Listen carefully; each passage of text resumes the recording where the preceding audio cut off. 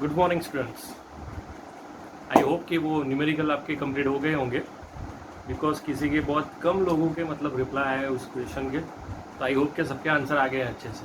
ठीक है, वो ट्राइंगल वाला क्वेश्चन था वो। ओके, तो आज हम नेक्स्ट टॉपिक स्टार्ट कर रहे हैं। बहुत अच्छा टॉपिक है, सिर्फ ओनली वन टॉपिक, सिर्फ only one topic, because it's a very good and थोड़ा कॉम्प्लिकेटेड है, तो धीरे धीरे करना पड़ेगा। ओके, धीरे धीरे करना पड़ेगा। Only 3 topic. Elastic collision, in elastic collision. Sir ये इलास्टिक तो पता है, ये इन इलास्टिक मतलब क्या? ओके, सबसे पहले इलास्टिक का मतलब समझ लो। इलास्टिक मतलब क्या? ओके, जो हम खींचते हैं वो वाला इलास्टिक नहीं, फिजिक्स में हम उसकी बात नहीं कर रहे। इलास्टिक मतलब ये, अब मैं जो बोल रहा हूं ध्यान से सुनना। Elastic collision, in elastic collision, in which kinetic energy and the momentum are conserved, such type of collision is known as elastic collision. Okay, and in which kinetic energy and momentum does not remain constant. Okay, suppose कोई दो object है, before the reaction and after the reaction kinetic energy and momentum अगर दोनों same है तो elastic, लेकिन अगर same नहीं है तो in elastic.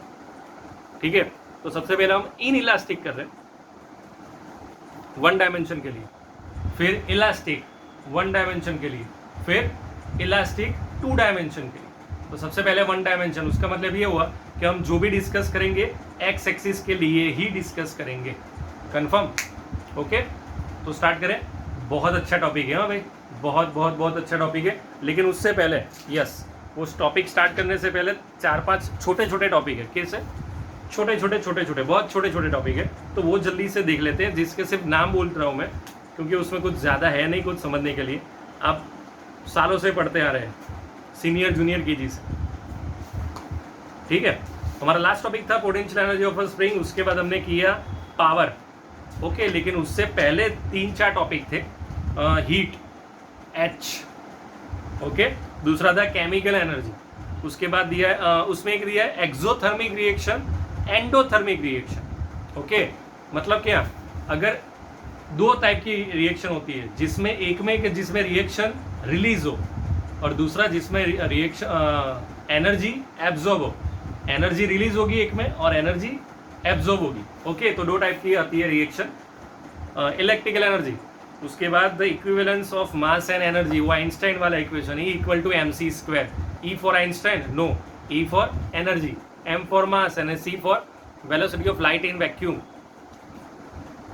Nuclear energy. Okay, ये सब नाम दिए। जैसे फर्स्ट चैप्टर में कैसा था, बहुत अच्छी स्टोरी थी, एक राजा था एक रानी थी, मतलब स्टोरी थी सेम टू सेम। ये जो टॉपिक है ना, उसमें भी ऐसा, एक बार आपको अच्छे से रीड करना है। ओके, लेकिन जब नींद आती हो तब रीड मत करना, आप ऑन द स्पॉट सो जाएंगे। ओके, थोड़े फ्रेश हो तब ये रीड करना, क्योंकि एक ही बार रीड करेंगे आप, मुझे पता है। उसके बाद है पावर। ओके, पावर हो गया हमारा। अभी हम कर रहे हैं कोलिजन इन वन डायमेंशन, उसमें भी 2 टॉपिक है, collision in one dimension, elastic और इन इलास्टिक। सबसे पहले हम क्या कौन सा कर रहे हैं भाई? इन इलास्टिक कर रहे हैं। स्टार्ट करें तो मैं जो कर रहा हूँ, सबसे पहले आपको ड्रॉ करना है और मेरे साथ भी लिखते रहना आप लोग। ओके, मुझे अभी के अभी ये टॉपिक रेडी चाहिए, अभी के अभी। ओके, टॉपिक हो जाने के बाद मैं आपको 5 मिनट दूंगा रेडी करने के लिए, मेरे सामने आपको लिखना है, 5 मिनट के अंदर हो जाना चाहिए। रेडी हो जाएगा, बहुत इजी और अच्छा टॉपिक है। ओके, स्टार्ट कर रहे हैं, तो मेरे स्टार्ट ड्रॉ कर लेना, ठीक है?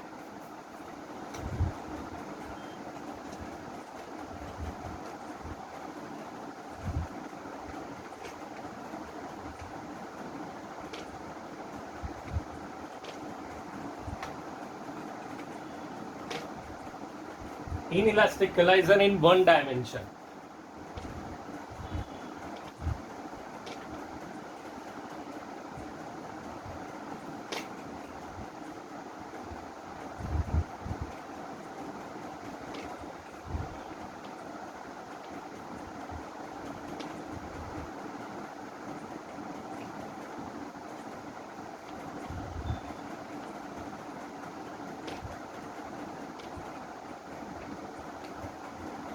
ये भाई हमारा डायग्राम, सर कुछ समझ में नहीं आया, कोई बात नहीं, कुछ समझ में नहीं आया तो बहुत अच्छी बात है, क्योंकि अगर कुछ समझ में नहीं आएगा तभी आप लिख पाएंगे, अगर कुछ समझ लिया तो लिख नहीं पाएंगे। ओके, तो बस ये डायग्राम ड्रॉ करो, मैं आपको फिर आगे समझा रहा हूँ।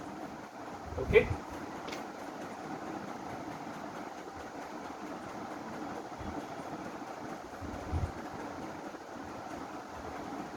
ओके, मैं जो लिख रहा हूँ वो आपको लिखना है अच्छे से, बहुत अच्छे से।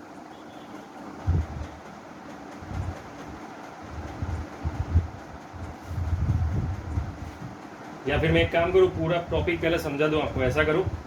श्योर, ठीक है, तो चलो स्टार्ट कर रहे हैं। पहले देख लो ये डायग्राम, फिर मैं स्टार्ट कर रहा हूँ।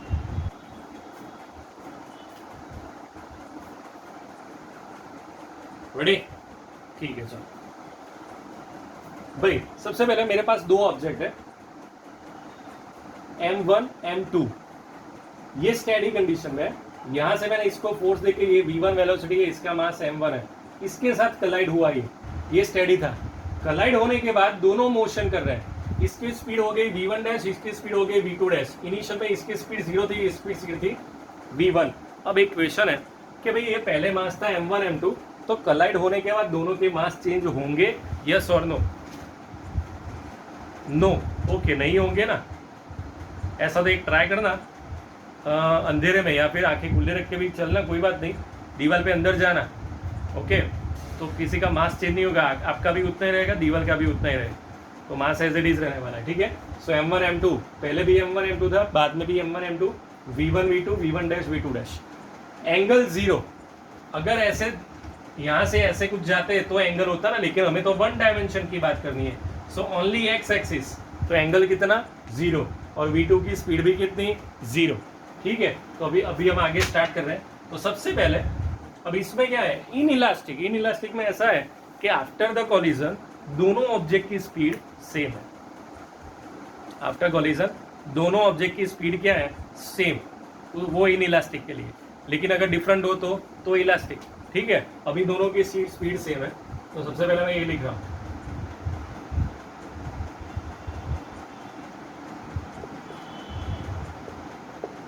ठीक है। इन चार में से एक चीज 0, कौन सी? ये वाली, मतलब ये पूरा टर्म निकल गया। ओके, ये दोनों भी सेम है अभी तो अभी मैं एक काम कर रहा हूं, इन दोनों की जगह पे सिर्फ V डैश लिख रहा हूं। ठीक है, चलो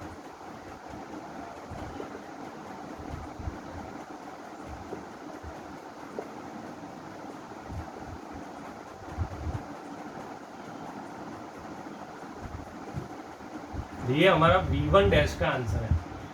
इसका आंसर है भाई हमारा V1 डैश। अभी मुझे चाहिए काइनेटिक एनर्जी। क्या चाहिए भाई? Kinetic energy. कौन सी फॉर्मूला यूज करेंगे? चेंज इन काइनेटिक एनर्जी चाहिए मुझे, change in kinetic energy. So initial minus final delta के चाहिए हमें, के आई माइनस के एफ 1/2 mv²। तो पहले में सिर्फ यही था,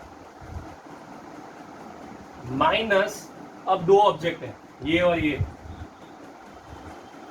और दोनों की स्पीड कितनी? v dash square. भाई यहां तक समझ में आ रहा है भाई? श्योर। अब मैं क्या करूंगा, ये जो v डैश है ना, वो मैं यहां पे लिखूंगा,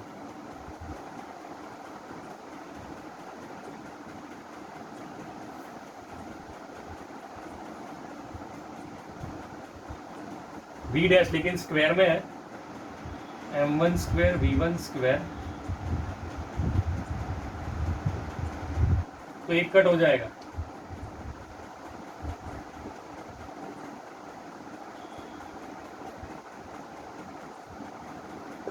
चलो अभी एक कट हो गया।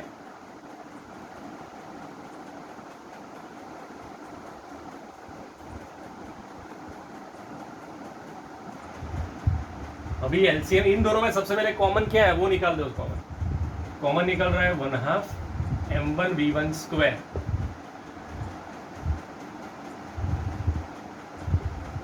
इट्स अ मैथ्स कैलकुलेशन, लेकिन उसमें ऐसा नहीं होता कि सर मुझे तो बायोलॉजी, ये 8, 9, 10 का मैथ्स है, उससे भी कम लोअर स्टैंडर्ड का। ये सिर्फ कैलकुलेशन आपका अच्छा होना चाहिए इसमें। डोंट से सर मुझे तो बायोलॉजी, ऐसा मत बोलना। क्योंकि बायोलॉजी वालों का मैथ्स वालों से भी अच्छा होता है, इसलिए बोल रहा हूँ। एलसीएम लेंगे तो ये यहाँ आ जाएगा, तो m1 कट हो जाएगा, ठीक है। सो वी हैव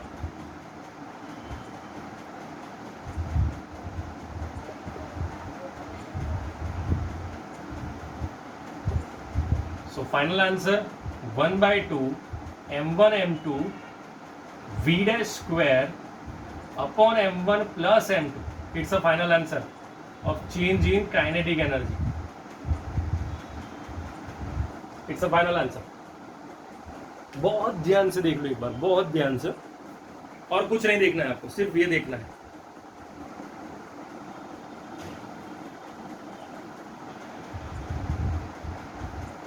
एक काम करो, पहले मैं और एक और बार समझा दूं, फिर देखें आप लोग, ठीक है। कथा लिखनी पड़ेगी।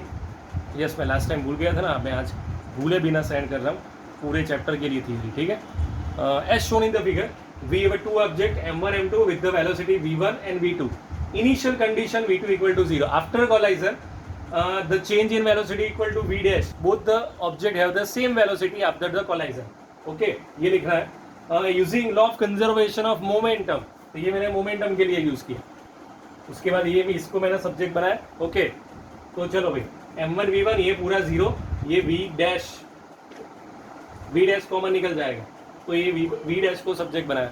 अभी using law of conservation of kinetic energy, तो चलो ये लिख दी मैंने वैल्यू, और अभी मुझे यहाँ पे v डैश की जगह पे ये पूरी की पूरी वैल्यू यहाँ पे लिखनी है, लेकिन ये ऑलरेडी स्क्वायर में है, तो ये सब मुझे स्क्वायर करना पड़ेगा।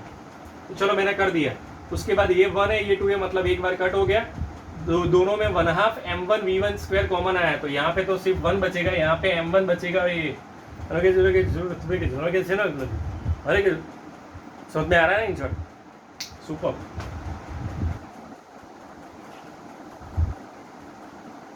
देख लो एक बार,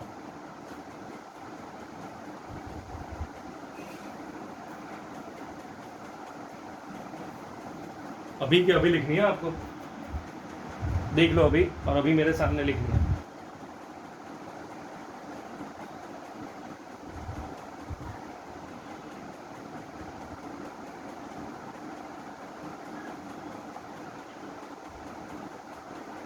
टेक्स्ट में क्या लिखा है पता है? v1 initial, v2 initial, v1 final, यहाँ पे v2 फाइनल, और फिर इन दोनों की जगह पे v फाइनल और v इन शॉर्ट। बहुत कंफ्यूजिंग है भाई, मैंने जो लिखा है ऐसे ही करना। अगर आपको वैसे भी करना है तो कोई प्रॉब्लम नहीं है, मार्क्स तो मिलेंगे, लेकिन अगर आप कंफ्यूज होंगे तो ये अच्छा है आपके लिए, ये देखना, अदरवाइज आपकी चॉइस है। ध्यान से,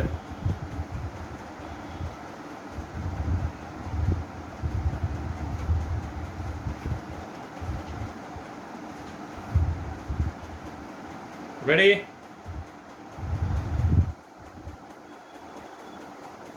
स्टेडी एंड गो। ठीक है, हो गया अभी, चलो स्टार्ट कर दो लिखना। जब भी आप ये वीडियो देखें, इस टॉपिक के बाद आपको ऑन द स्पॉट वही उसी टाइम पे ये लिखना है अपने आप। बहुत अच्छा टॉपिक है, ठीक है। तो मैं अभी ये रब कर रहा हूँ,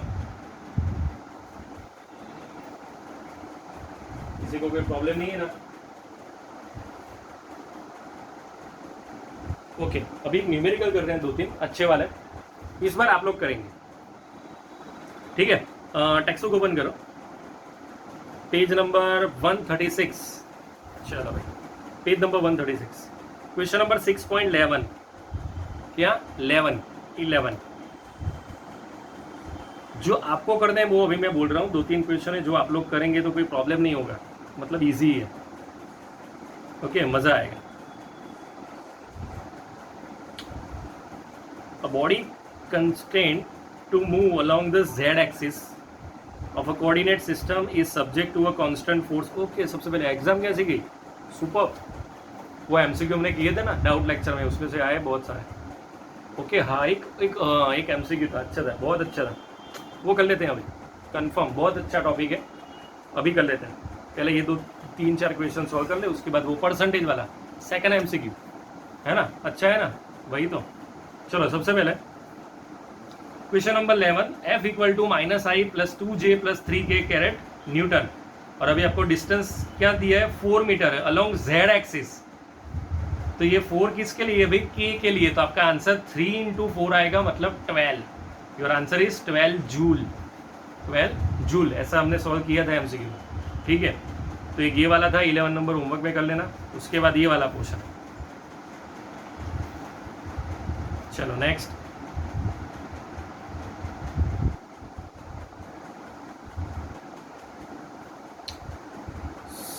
page number 137, question number 17। A bob A of a pendulum released from 30 degree to the vertical hits another bob B of the same mass at rest on a table as shown in the figure. How high does the bob A rise after the collision? Neglect the size of bob and assume the collision to be elastic.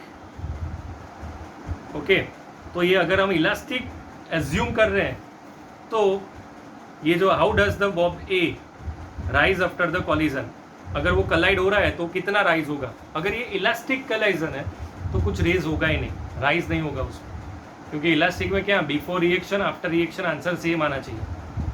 Okay, तो rise नहीं होगा। मतलब वो B को कलाइड करेगा तो फिर वहाँ पे रहेगा, वो कुछ राइज नहीं करेगा। क्यों? क्योंकि इलास्टिक है ना, इसलिए। नेक्स्ट 6.18 पे ये अच्छा वाला क्वेश्चन, ध्यान से करना थोड़ा। The Bob of a pendulum, ऐसा हो तो मैं लिख लेता हूँ फॉर्मूला तो आपको प्रॉब्लम ना हो।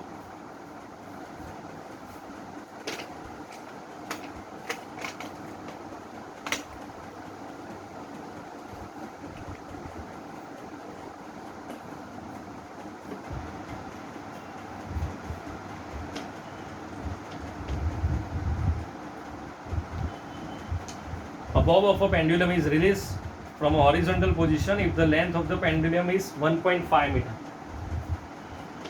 Length मतलब height 1.5 meter. What is the speed with which the bob arrives at the lowermost point? Okay, diagram draw किया है।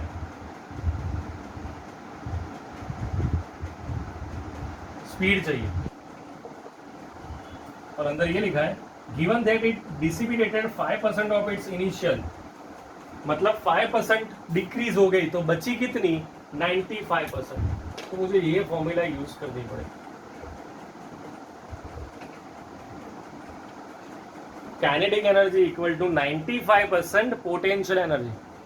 ओके, ये mm cut v square equal to 2gh into 95% मतलब 90/100। चलो 2 g10 ले लेते हैं, यहाँ पे लेते हैं 1.5, ये 95/100। भाई सॉल्व कर लेना, ये कैसे नहीं है मेरे पास। जो भी आंसर आए उसका अंडर रूट, जो भी आंसर आए उसका अंडर रूट, तो आंसर आ जाएगा योर स्पीड। ठीक है, चलो तो देख लो ये वाला क्वेश्चन। उसके बाद नेक्स्ट है 6.19, सुपर्ब क्वेश्चन, खतरनाक माइंड ब्लोइंग क्वेश्चन। क्यों? आप स्टेटमेंट देखेंगे ना तो आपको ऐसा लगेगा कि बहुत बड़ा आंसर है भाई, खतरनाक, लेकिन कुछ नहीं है। ध्यान से पढ़ो, आप लोग पढ़ो, मैं सुन रहा हूं, पढ़ो। यस, ओके, मैं पढ़ू, ठीक है चलो। A trolley of mass 300 kg carrying a sand bag of 25 kilogram is moving uniformly with the speed of 25 km/h on a frictionless track. After a while, sand starts leaking out of a hole on the floor of a trolley at the rate of 0.05 kg per second. What is the speed of the trolley after the entire sandbag is empty?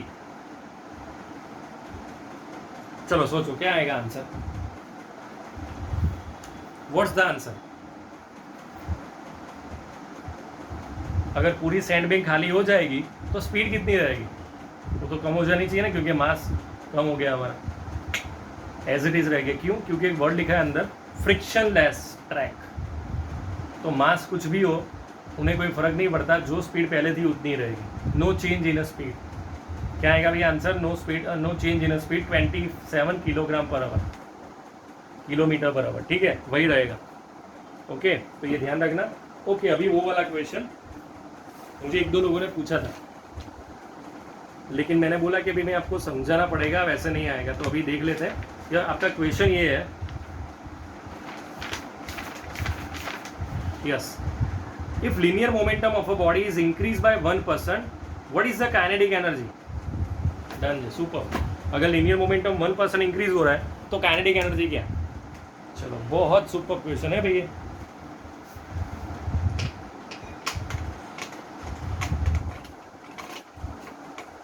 भाई मैं एक trick मैं आपको सिखा रहा हूँ, तो ध्यान रखना आप लोग। अगर ऐसा क्वेश्चन पूछे परसेंटेज वाला कि अगर ये 1% चेंज किया तो इसका आंसर क्या है, अगर ये ऐसा चेंज किया तो इसका आंसर क्या है, तो एक ट्रिक है। अगर आपको 5% या उससे कम में पूछा है तो your answer is double. Your answer is double. अभी कितना पूछा था? 1%, तो 5 से कम है ना, डन। तुम्हारा आंसर क्या आएगा? 2%। अगर 5% पूछा होता तो 10%, 3% पूछा होता तो 6%। सर लेकिन 10, 50, 100 पूछा हो तो मेथड करनी पड़ेगी। कौन सी? अभी मैं कर रहा हूँ वो। ओके, तो अभी ये लिखा था momentum increase by 1%, what is the kinetic energy? तो सबसे पहले इन दोनों की फॉर्मूला क्या है? K equal to P²/2m। ये इनिशियल, ठीक है? कोई डाउट याद है? सर ये फॉर्मूला कहाँ से है? ओके, तो मैं दिखा देता हूँ भाई।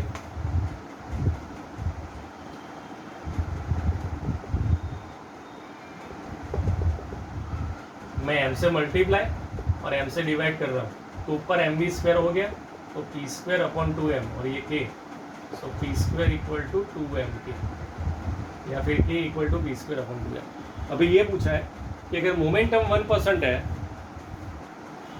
तो पोटेंशियल एनर्जी कितनी, सॉरी काइनेटिक एनर्जी कितनी चेंज होगी, वो हमें करना है। ठीक है, तो स्टार्ट कर रहे हैं भाई ध्यान से। इनिशियल मोमेंटम कितना? P। फाइनल मोमेंटम कितना? 1p plus 1% P। अब 1% को क्या लिखेंगे? 1/100p, मतलब P plus 0.01p। So your final answer 1.01p। ये याद रखना, ये पोर्शन यहाँ पे 1% दिया तो मैंने ये लिखा। अगर 20% लिखा होता तो 1/5 लिखता मैं, या ओके। अगर 100% लिखा होता तो 100/100 लिखता, मतलब 1 हो जाता, मतलब डबल हो जाता है यहाँ पे। ये ध्यान रखना, it is the most important step ये। चलो भाई, अभी नया मोमेंटम कितना आया? 1.01p। चलो तो अभी K' इक्वल टू P'²/2m। भाई 2m तो कांस्टेंट ही है, तो मुझे सिर्फ यही करना है। ओके, चलो तो अभी आंसर क्या हो जाएगा? 1.01p का स्क्वायर क्या होता है? 1.0201p²। मतलब ये फाइनल इक्वेशन, ये इनिशियल इक्वेशन, ये फाइनल काइनेटिक एनर्जी, ये इनिशियल काइनेटिक एनर्जी। कभी भी ऐसे परसेंटेज में बोला हो, एक ही फॉर्मूला करनी है, final minus initial upon initial into 100। Final minus initial upon initial into 100। चलो फाइनल क्या? 1.02, मतलब मैं डायरेक्ट ये लिख रहा हूँ, initial 1p² upon initial 1p² into 100। इसमें से क्या कॉमन निकलेगा? 1p² common, done. तो ब्रैकेट, ये ऊपर भी 1p², नीचे भी 1p², तो ब्रैकेट में बचेगा क्या? इसमें से इसको अगर मैं माइनस करूं तो 0.02 इंटू 100, मतलब 2%। अगर 5% तक है ये क्वेश्चन में तो आंसर डबल ही आएगा। लेकिन सर अगर कुछ ज्यादा हुआ तो 100%, 200, सपोज चलो मैं 200% कर रहा हूँ। रेडी? चलो तो ये क्वेश्चन में सेम टू सेम, लेकिन यहाँ पे 200%। ओके, तो चलो यहाँ पे ये पोर्शन क्या हो जाएगा? 200/100 मतलब 2p, तो नया कितना हो जाएगा? 3p। तो यहाँ पे चलो 3p² मतलब यहाँ पे क्या हो जाएगा? 9p²। ओके, तो अभी यहाँ पे क्या? Final minus initial upon initial, so 9p² minus p² upon p² into 100। तो 9 - 1 8, 8 into 100 800%। Your answer is 800%। Same to same आप अपने आप करना। अगर 50% चेंज है तो क्या, और 100% चेंज है तो क्या। डन जे भाई? कंफर्म?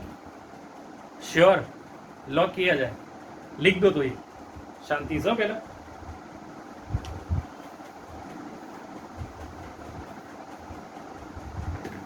जब भी ऐसे परसेंटेज वाले क्वेश्चन आए आपको ऐसे ही सॉल्व करने हैं।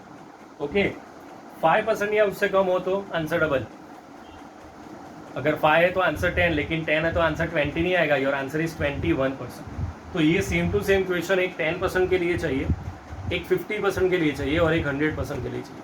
3 बार करना है आपको अलग अलग। ओके, मेथड याद रखना, final minus initial upon initial into 100। Without यहाँ तक, ठीक है। तो ये अच्छा क्वेश्चन था, ध्यान रखना इसमें, और ये टॉपिक भी अच्छा था इससे पहले वाला, वो भी आपको अच्छे से लिखना है, ठीक है। तो आज के लिए इतना रख रहे हैं। नेक्स्ट टॉपिक, नेक्स्ट लेक्चर में बाकी के 2 टॉपिक कंप्लीट, मतलब इस चैप्टर की theory finished. Okay, bye bye.